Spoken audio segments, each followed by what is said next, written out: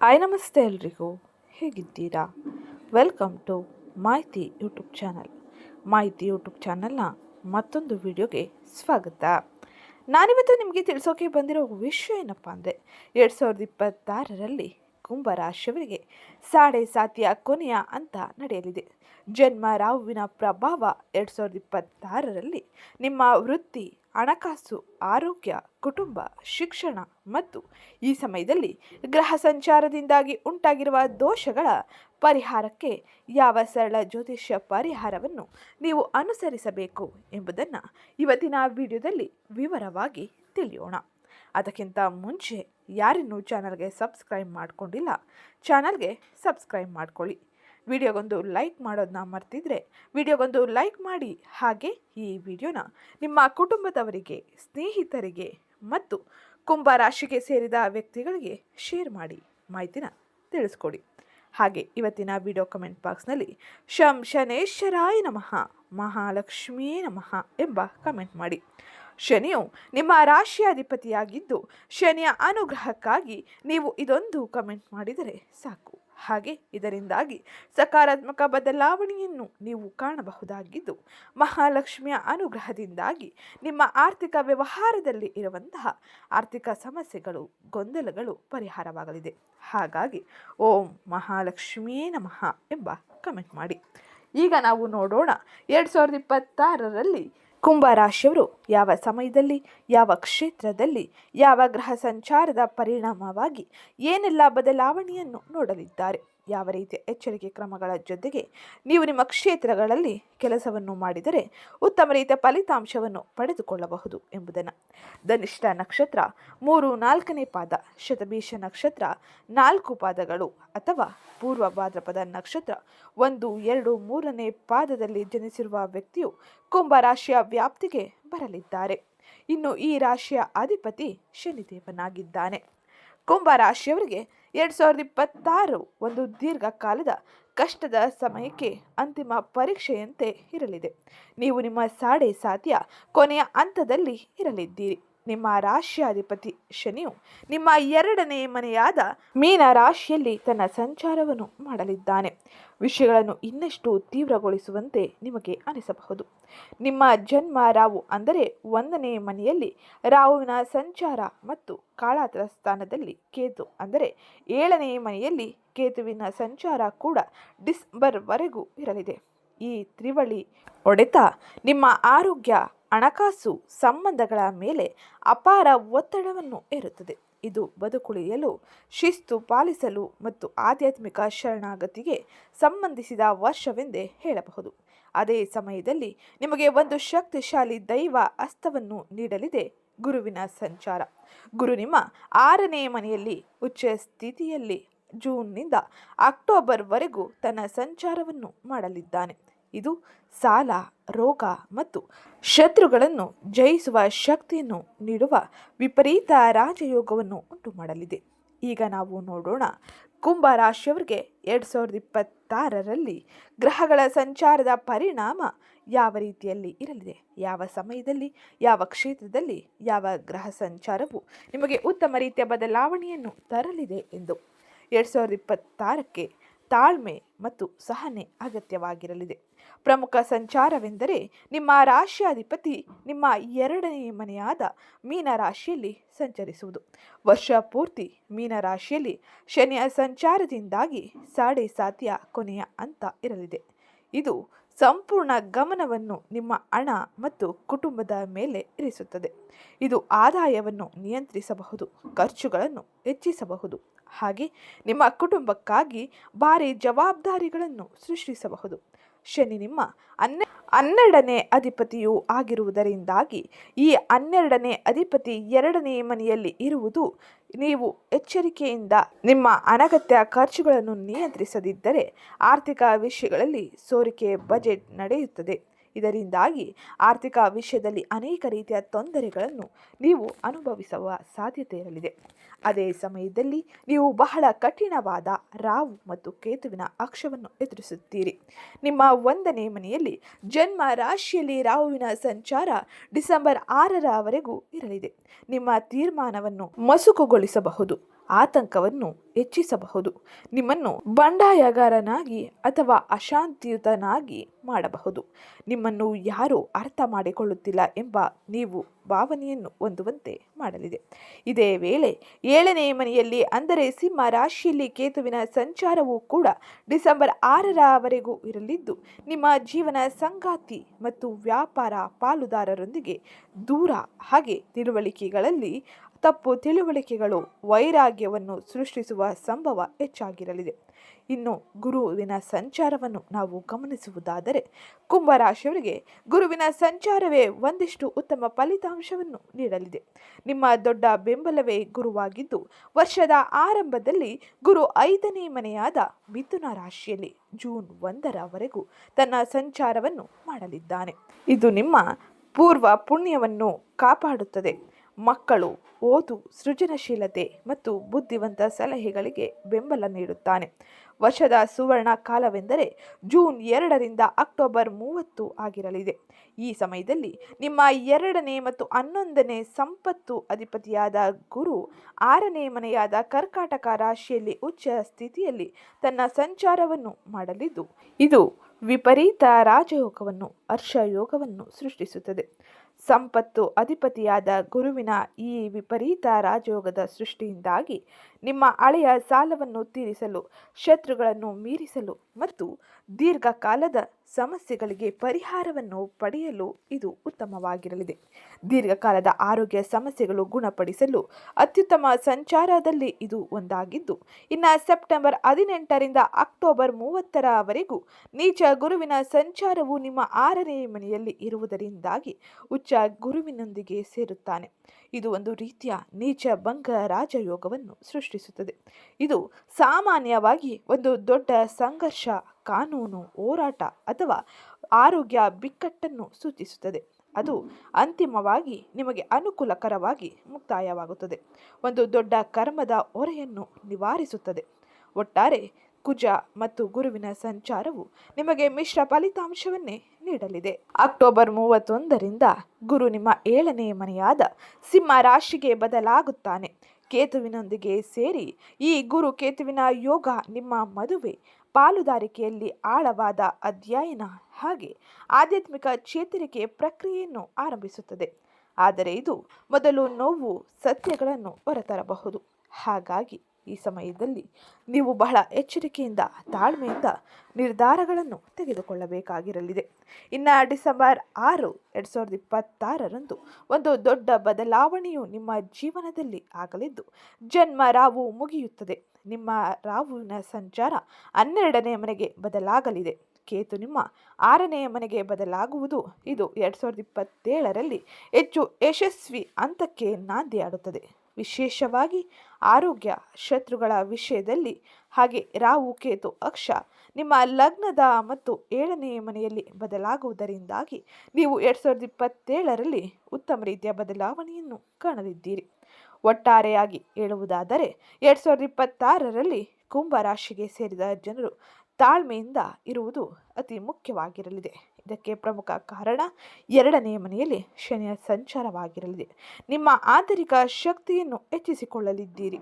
ಇದಕ್ಕೆ 1ನೇ ಮನೆಯಲ್ಲಿ ರಾಹುವಿನ ಸಂಚಾರವೇ ಕಾರಣವಾಗಿರಲಿದೆ. ಇನ್ನು ನಿಮ್ಮ ಮಾತುಗಳ ಬಗ್ಗೆ 2ನೇ ಮನೆಯಲ್ಲಿ ಶನಿ, ಆಹಾರ ಮತ್ತು ಆರೋಗ್ಯದ ಬಗ್ಗೆ 1ನೇ ಮನೆಯಲ್ಲಿ ರಾಹು ತುಂಬ ಎಚ್ಚರಿಕೆ ಇರಬೇಕೆಂದು ಸೂಚಿಸಲಿದ್ದಾರೆ.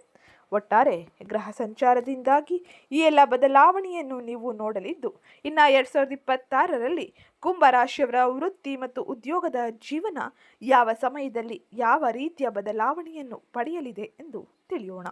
ಅದಕ್ಕಿಂತ ಮುಂಚೆ ಯಾರಿನ್ನೂ ಚಾನಲ್ಗೆ ಸಬ್ಸ್ಕ್ರೈಬ್ ಮಾಡಿಕೊಂಡಿಲ್ಲ, ಚಾನಲ್ಗೆ ಸಬ್ಸ್ಕ್ರೈಬ್ ಮಾಡ್ಕೊಳ್ಳಿ. ವಿಡಿಯೋಗೊಂದು ಲೈಕ್ ಮಾಡೋದನ್ನ ಮರ್ತಿದ್ರೆ ವಿಡಿಯೋಗೊಂದು ಲೈಕ್ ಮಾಡಿ. 2026ರಲ್ಲಿ ನಿಮ್ಮ ಕೆರಿಯರ್ ಒಂದು ಯುದ್ಧದಂತೆ ಅನಿಸಬಹುದು, ಆದರೆ ಇದು ತಂತ್ರ ಮತ್ತು ತಾಳ್ಮೆಯಿಂದ ಗೆಲ್ಲಬಲ್ಲ ಯುದ್ಧವಾಗಿರುತ್ತದೆ. 1ನೇ ಮನೆಯಲ್ಲಿ ಜನ್ಮ ರಾಹು ನಿಮ್ಮ ನಡವಳಿಕೆಯನ್ನೇ ದೊಡ್ಡ ಸವಾಲನ್ನಾಗಿ ಮಾಡಬಹುದು. ನೀವು ಅಸಹನೆಯಿಂದ, ಊಹಿಸಲಾಗದ ರೀತಿಯಲ್ಲಿ ಅಥವಾ ಅತಿಯಾಗಿ ಪ್ರಾಯೋಗಾತ್ಮಕವಾಗಿ ವರ್ತಿಸಬಹುದು. ಇದು ಹಿರಿಯರು ಅಥವಾ ಸಹೋದ್ಯೋಗಿಗಳೊಂದಿಗೆ ಘರ್ಷಣೆಯನ್ನು ಸೃಷ್ಟಿಸಬಹುದು. 7ನೇ ಮನೆಯಲ್ಲಿ ಕೇತುವಿನ ಸಂಚಾರದ ಕಾರಣದಿಂದಾಗಿ ನಿಮ್ಮ ವೃತ್ತಿಪರ ಪಾಲುದಾರಿಕೆಯನ್ನು ಮತ್ತು ಸಾರ್ವಜನಿಕ ಇಮೇಜನ್ನು ಹಾನಿಗೊಳಿಸಬಹುದು. ಇತರರು ನಿಮ್ಮನ್ನು ವೈರಾಗ್ಯದಿಂದ ಅಥವಾ ಅರ್ಥ ಮಾಡಿಕೊಳ್ಳಲು ಕಷ್ಟವೆಂದು ನೋಡಬಹುದು. ಆದರೆ ನಿಮಗೆ ಒಂದು ಬಲವಾದ ಗುಪ್ತ ಬೆಂಬಲಗಳು ಇವೆ. 10ನೇ ಮನೆಯ ಅಧಿಪತಿ ಕುಜ ವರ್ಷದ ಆರಂಭದಲ್ಲಿ ನಿಮ್ಮ 12ನೇ ಮನೆಯಲ್ಲಿ ಅಂದರೆ ಮಕರ ರಾಶಿಯಲ್ಲಿ ಉಚ್ಚ ಸ್ಥಿತಿಯಲ್ಲಿ ಇರುತ್ತಾನೆ. ಸುಮಾರು ಜನವರಿ ಫೆಬ್ರವರಿವರೆಗೂ ಈ ಸಂಚಾರ ಇರಲಿದ್ದು ಇದು ಒಂದು ರೀತಿಯ ವಿಪರೀತ ರಾಜಯೋಗವನ್ನು ಸೃಷ್ಟಿಸುತ್ತದೆ. ವಿದೇಶಿ ಸಂಪರ್ಕಗಳು, ಎಂಎನ್ಸಿಗಳು, ತೆರೆಮರೆಯ ಕೆಲಸ ಅಥವಾ ರಹಸ್ಯ ಪ್ರಾಜೆಕ್ಟ್ಗಳ ಮೂಲಕ ಕೆರಿಯರ್ ಅವಕಾಶಗಳನ್ನು ಸೂಚಿಸಲಿದ್ದಾರೆ. ದೊಡ್ಡ ಬದಲಾವಣೆ ಎಂದರೆ ದೊಡ್ಡ ಬೆಂಬಲವೆಂದರೆ ಕುಂಭರಾಶಿಯವರಿಗೆ ಗುರು 6ನೇ ಮನೆಯಲ್ಲಿ ಉಚ್ಚ ಸ್ಥಿತಿಯಲ್ಲಿ ಜೂನ್ 2ರಿಂದ ಅಕ್ಟೋಬರ್ 30ರವರೆಗೂ ತನ್ನ ಸಂಚಾರವನ್ನು ಮಾಡುವ ಕಾರಣದಿಂದಾಗಿ ಇದು ಉದ್ಯೋಗಗಳು, ಸೇವೆಗಳಲ್ಲಿ ಇರುವವರಿಗೆ ಅದ್ಭುತವಾಗಿರಲಿದೆ. ಸ್ಪರ್ಧೆಗಳ ಮೇಲೆ, ನಿಮ್ಮನ್ನು ವಿರೋಧಿಸುವ ಸಹೋದ್ಯೋಗಿಗಳ ಮೇಲೆ, ಆಫೀಸ್ ರಾಜಕೀಯದ ಮೇಲೆ ವಿಜಯವನ್ನು ನೀಡುತ್ತದೆ. ಒಟ್ಟಾರೆಯಾಗಿ 2026 ಸುಲಭದ ಗೆಲುವು ಬಗ್ಗೆ ಅಲ್ಲ, ನಿಂತುಕೊಳ್ಳುವುದು ಮತ್ತು ಸ್ಥಾನವನ್ನು ಕಾಪಾಡಿಕೊಳ್ಳುವುದು ಮತ್ತು ದೀರ್ಘಕಾಲೀನ ಸ್ಥಿರತೆಯನ್ನು ಭದ್ರಪಡಿಸಿಕೊಳ್ಳುವವರ ಬಗ್ಗೆ ಆಗಿರಲಿದೆ. ನೀವು ವಿನಯದಿಂದ ಮತ್ತು ತಂತ್ರಗಾರಿಕೆಯಿಂದ ವರ್ತಿಸಿದರೆ ನೀವು ಬಲಶಾಲಿಯಾಗಿ ಹೋರಾಡುತ್ತೀರಿ.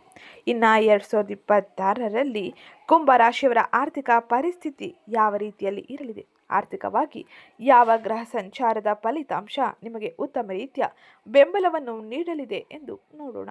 ಆರ್ಥಿಕವಾಗಿ 2026ರಲ್ಲಿ ನಿಮ್ಮ ಕರ್ಮ ಪರೀಕ್ಷೆಯ ಕೇಂದ್ರ ಬಿಂದುವಾಗಿರಲಿದೆ.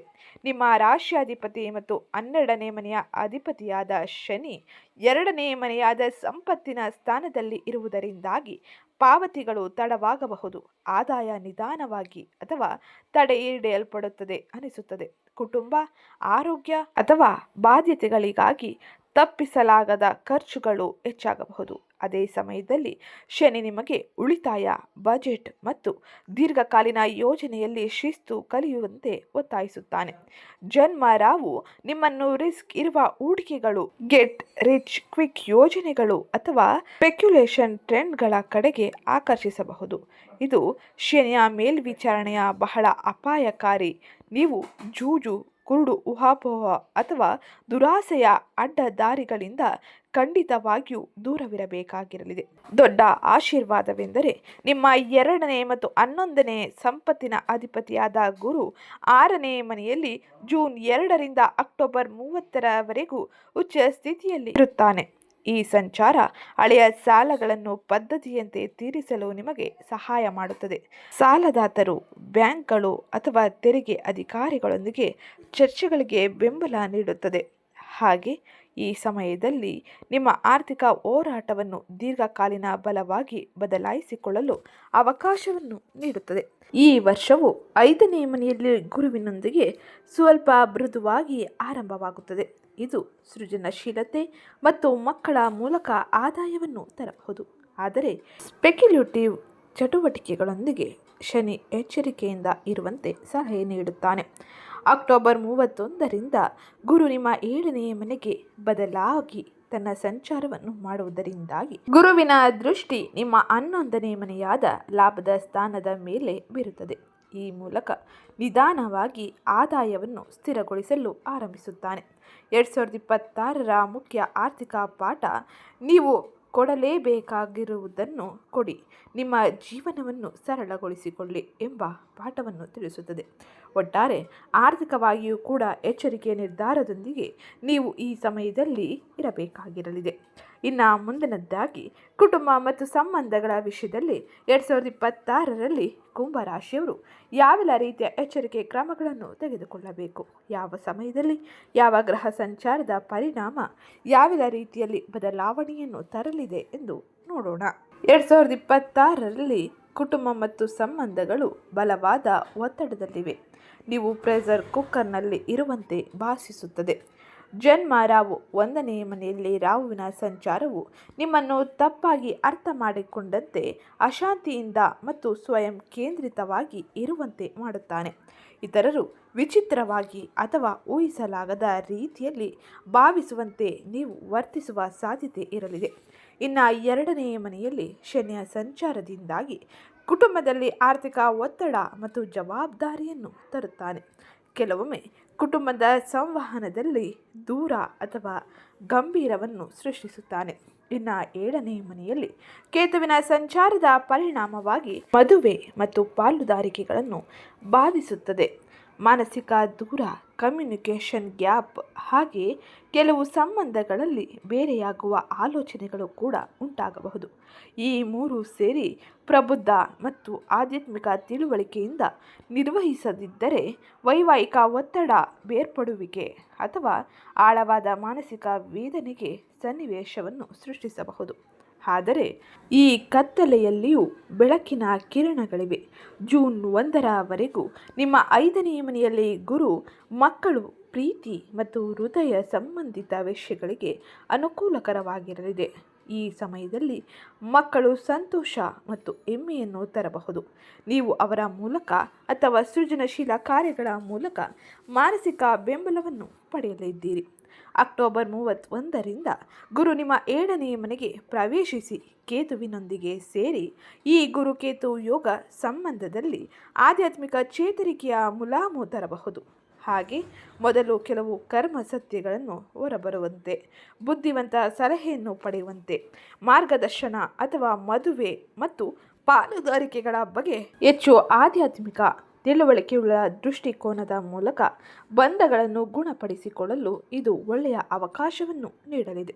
ಇದು ಕೌಟುಂಬಿಕವಾಗಿ ದಾಂಪತ್ಯ ಜೀವನದಲ್ಲಿ ಸಂಬಂಧಗಳಲ್ಲಿ 2026ರಲ್ಲಿ ಪ್ರಮುಖವಾಗಿ ಕುಂಭರಾಶಿಯವರು ನೋಡುವ ಬದಲಾವಣೆಯಾಗಿದ್ದು, ಇನ್ನು ಮುಂದಿನದ್ದಾಗಿ ಆರೋಗ್ಯ ವಿಷಯದಲ್ಲಿ ಯಾವೆಲ್ಲ ರೀತಿಯ ಎಚ್ಚರಿಕೆ ಕ್ರಮಗಳನ್ನು ವಹಿಸಬೇಕು ಎಂಬುದನ್ನು ತಿಳಿಯೋಣ. ಅದಕ್ಕಿಂತ ಮುಂಚೆ ಯಾರಿನ್ನೂ ಚಾನಲ್ಗೆ ಸಬ್ಸ್ಕ್ರೈಬ್ ಮಾಡಿಕೊಂಡಿಲ್ಲ, ಚಾನಲ್ಗೆ ಸಬ್ಸ್ಕ್ರೈಬ್ ಮಾಡಿಕೊಳ್ಳಿ. ವಿಡಿಯೋಗೊಂದು ಲೈಕ್ ಮಾಡೋದನ್ನ ಮರ್ತಿದ್ರೆ ವಿಡಿಯೋಗೊಂದು ಲೈಕ್ ಮಾಡಿ. ಆರೋಗ್ಯದ ದೃಷ್ಟಿಕೋನದಿಂದ ಈ ಸಮಯದಲ್ಲಿ ನಂಬರ್ 1 ಆದ್ಯತೆ ಅಗತ್ಯವಾಗಿರಲಿದೆ.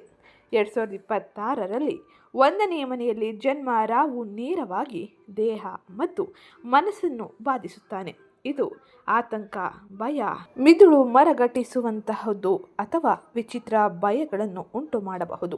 ಅನಾರೋಗ್ಯಕರ ಅಭ್ಯಾಸಗಳು, ವ್ಯಸನಗಳು ಅಥವಾ ತೀವ್ರವಾದ ಜೀವನ ಶೈಲಿ ಬದಲಾವಣೆಗಳಿಗೆ ಪ್ರೇರೇಪಿಸಬಹುದು.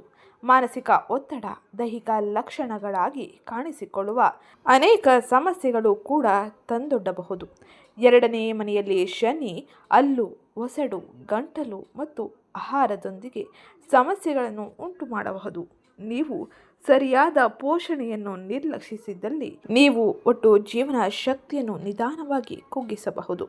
ದೈವ ಕವಚವಾಗಿ ಜೂನ್ 2ರಿಂದ ಅಕ್ಟೋಬರ್ 30ರವರೆಗೂ ಗುರು ನಿಮ್ಮ 6ನೇ ಮನೆಯಲ್ಲಿ ರೋಗದ ಸ್ಥಾನದಲ್ಲಿ ಉಚ್ಚ ಸ್ಥಿತಿಯಲ್ಲಿ ಇರುವುದು ತುಂಬ ಶುಭಕರ. ಇದು ಬಲವಾದ ರೋಗನಾಶಕ ಯೋಗವಾಗಿ ಕೆಲಸ ಮಾಡುತ್ತದೆ.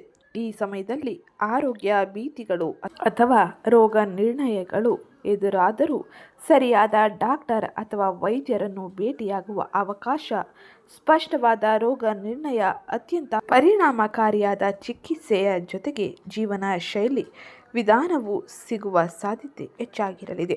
ಸೆಪ್ಟೆಂಬರ್ 18ರಿಂದ ಅಕ್ಟೋಬರ್ 30ರವರೆಗೂ ನೀಚ ಕುಜ 6ನೇ ಮನೆಯಲ್ಲಿ ಉಚ್ಚ ಗುರುವಿನೊಂದಿಗೆ ಸೇರಿ ನೀಚಭಂಗ ರಾಜಯೋಗವನ್ನು ಉಂಟು ಮಾಡುತ್ತದೆ.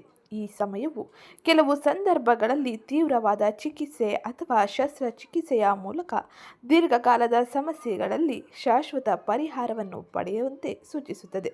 ಡಿಸೆಂಬರ್ 6ರ ನಂತರ ಕೇತುವಿನ ನಿಮ್ಮ 6ನೇ ಮನೆಗೆ, ರಾಹು 12ನೇ ಮನೆಗೆ ಬದಲಾದಾಗ ಆರೋಗ್ಯದ ಅಂಶ ಮುಂದುವರಿದರೂ ಗಮನ ಹೆಚ್ಚಾಗಿ ಆಧ್ಯಾತ್ಮಿಕ ಚೇತರಿಕೆ, ನಿದ್ರೆ, ಸುಪ್ತ ಪ್ರಜ್ಞೆಯ ಮಾದರಿಗಳನ್ನು ಹಾಗೆ ಇಂದಿನ ಜನ್ಮ ಕರ್ಮಗಳ ಕಡೆಗೆ ತಿರುಗುತ್ತದೆ. ಧ್ಯಾನ, ಪ್ರಾಣಾಯಾಮ, ಸಾತ್ವಿಕ ಜೀವನ ಶೈಲಿ ಈ ಹಂತದಲ್ಲಿ ಬಹಳಷ್ಟು ನೆಮ್ಮದಿಯನ್ನು ನೀಡುತ್ತದೆ. ಇದು ಆರೋಗ್ಯದಲ್ಲಿ ಈ ಸಮಯದಲ್ಲಿ ನೀವು ನೋಡುವ ಪ್ರಮುಖ ಬದಲಾವಣೆಯಾಗಿದ್ದು, ಇನ್ನು 2026ರಲ್ಲಿ ಕುಂಭ ರಾಶಿಗೆ ಸೇರಿದ ವಿದ್ಯಾರ್ಥಿಗಳಿಗೆ ಯಾವೆಲ್ಲ ರೀತಿಯ ಬದಲಾವಣೆ ಇರಲಿದೆ ಎಂದು ನೋಡೋಣ. ಈ ವರ್ಷದಲ್ಲಿ ವಿದ್ಯಾರ್ಥಿಗಳಿಗೆ ಬಲವಾದ ಆರಂಭವಿರಲಿದೆ. ನಿಮ್ಮ 5ನೇ ಮನೆಯಲ್ಲಿ ಜೂನ್ 1ರವರೆಗೂ ಗುರುವಿನ ಸಂಚಾರದ ಪರಿಣಾಮವಾಗಿ ಶಿಕ್ಷಣ, ಪರೀಕ್ಷೆಗಳು, ಸೃಜನಶೀಲತೆ ಮತ್ತು ಶೈಕ್ಷಣಿಕ ಯಶಸ್ಸಿಗೆ ಅತ್ಯುತ್ತಮವಾದ ಸಂಚಾರದಲ್ಲಿ ಇದು ಒಂದಾಗಿರಲಿದೆ. ನಿಮ್ಮ ಆಲೋಚನೆ ಸ್ಪಷ್ಟವಾಗಿರುತ್ತದೆ. ನೀವು ಉತ್ತಮ ಗುರುಗಳನ್ನು ಹಾಗೆ ಶಿಕ್ಷಕರನ್ನು ಕಂಡುಕೊಳ್ಳಲಿದ್ದೀರಿ. ಜೂನ್ 1ರ ನಂತರ ಜನ್ಮ ರಾಹುವಿನ ಪ್ರಭಾವದಿಂದಾಗಿ ಏಕಾಗ್ರತೆ ಸ್ವಲ್ಪ ಹದಗೆಡಬಹುದು. ಆದರೆ ಸ್ಪರ್ಧಾತ್ಮಕ ಪರೀಕ್ಷೆಗಳು, ಇಂಟರ್ವ್ಯೂಗಳು, ಆಯ್ಕೆ ಪ್ರಕ್ರಿಯೆಯಲ್ಲಿ ಹಾಜರಾಗುವ ವಿದ್ಯಾರ್ಥಿಗಳಿಗೆ 6ನೇ ಮನೆಯಲ್ಲಿ ಗುರು ಉಚ್ಚ ಸ್ಥಿತಿಯಲ್ಲಿ ಗುರು ಜೂನ್ 2ರಿಂದ ಅಕ್ಟೋಬರ್ 30ರವರೆಗೂ ತನ್ನ ಸಂಚಾರವನ್ನು ಮಾಡುವುದರಿಂದಾಗಿ ಇದು ಬಹಳ ಶಕ್ತಿಶಾಲಿ ಸಂಚಾರವಾಗಿರಲಿದೆ. ಈ ಹಂತದಲ್ಲಿ ಸ್ಪರ್ಧೆಯನ್ನು ಸೋಲಿಸುವುದು, ಪರೀಕ್ಷೆಯ ಒತ್ತಡ, ಕಠಿಣ ವೇಳಾಪಟ್ಟಿಯನ್ನು ನಿರ್ವಹಿಸುವುದು ಹಾಗೆ ಬಹುಕಾಲದಿಂದ ಬಾಕಿ ಇರುವ ಟೆಸ್ಟ್ಗಳು ಹಾಗೆ ಪ್ರಾಕ್ಟಿಕಲ್ಗಳನ್ನು ಕ್ಲಿಯರ್ ಮಾಡುವಂತಹ ವಿಷಯಗಳಲ್ಲಿ ಉತ್ತಮ ಫಲಿತಾಂಶವು ಸಿಗಲಿದೆ. ವಿದ್ಯಾರ್ಥಿಗಳು ಕಷ್ಟಪಟ್ಟು ಓದಿದರೆ ಸರಿಯಾದ ವಿಶ್ರಾಂತಿ ಮತ್ತು ಮಾನಸಿಕ ನೆಮ್ಮದಿಯೊಂದಿಗೆ ಸಮತೋಲನ ಮಾಡಿಕೊಳ್ಳಬೇಕು. ಈ ವರ್ಷ ಬುದ್ಧಿವಂತಿಕೆಯ ಕೊರತೆಗಿಂತ ಅತಿಯಾಗಿ ಯೋಚಿಸುವುದು ಮತ್ತು ಆತಂಕ ನಿಮ್ಮ ದೊಡ್ಡ ಶತ್ರುವಾಗುವ ಸಾಧ್ಯತೆ ಇರಲಿದೆ. ಬಹಳ ಎಚ್ಚರಿಕೆಯೊಂದಿಗೆ ನೀವು 2026ರಲ್ಲಿ ಮುಂದುವರಿಯಬೇಕಾಗಿರಲಿದೆ. ಇನ್ನು ಕುಂಭ ರಾಶಿಗೆ ಸೇರಿದ ಜನರು ಈ ಸಮಯದಲ್ಲಿ ಸಾಡೆ ಸಾತಿಯ ಪ್ರಭಾವವನ್ನು ಕಡಿಮೆ ಮಾಡಿಕೊಳ್ಳಲು, ಶನಿಯ ಉತ್ತಮ ಫಲಿತಾಂಶವನ್ನು ಪಡೆಯಲು ಓಂ ಶಂ ಶನೇಶ್ವರಾಯ ನಮಃ ಎಂಬ ಮಂತ್ರವನ್ನು ಪ್ರತಿದಿನ 108 ಬಾರಿ ಜಪಿಸಿ ಹನುಮಾನ್ ಚಾಲಿಸವನ್ನು ಕೇಳಿ ಅಥವಾ ಪಠಿಸುವುದು ನಿಮಗೆ ಒಂದು ರಕ್ಷಾ ಕವಚದಂತೆ ಕೆಲಸ ಮಾಡಲಿದೆ. ಜನ್ಮ ರಾಹುವಿನ ಪ್ರಭಾವವನ್ನು ಕಡಿಮೆ ಮಾಡಿಕೊಳ್ಳಲು ದುರ್ಗಾದೇವಿಯ ಪೂಜೆ ಮಾಡುವುದು, ಓಂ ದುಂ ದುರ್ಗಾಯೇ ನಮಃ ಎಂಬ ದುರ್ಗಾ ಕವಚವನ್ನು ನಿಯಮಿತವಾಗಿ ಪಠಿಸುವುದು ಅತ್ಯಂತ ಹೆಚ್ಚಿನ ಶುಭ ಫಲಿತಾಂಶವನ್ನು, ಉತ್ತಮ ರೀತಿಯ ಬದಲಾವಣೆಯನ್ನು ನಿಮ್ಮ ಜೀವನದಲ್ಲಿ ತರಲಿದೆ. ಇದು ಇವತ್ತಿನ ವಿಡಿಯೋ ಆಗಿತ್ತು. ವಿಡಿಯೋ ಇಷ್ಟ ಆಗಿದ್ದಲ್ಲಿ ವಿಡಿಯೋಗೊಂದು ಲೈಕ್ ಮಾಡಿ, ಚಾನಲ್ಗೆ ಸಬ್ಸ್ಕ್ರೈಬ್ ಮಾಡ್ಕೊಳ್ಳೋದನ್ನ ಮರಿಬೇಡಿ. ಸಿಗ್ತೀನಿ ನೆಕ್ಸ್ಟ್ ವಿಡಿಯೋದಲ್ಲಿ.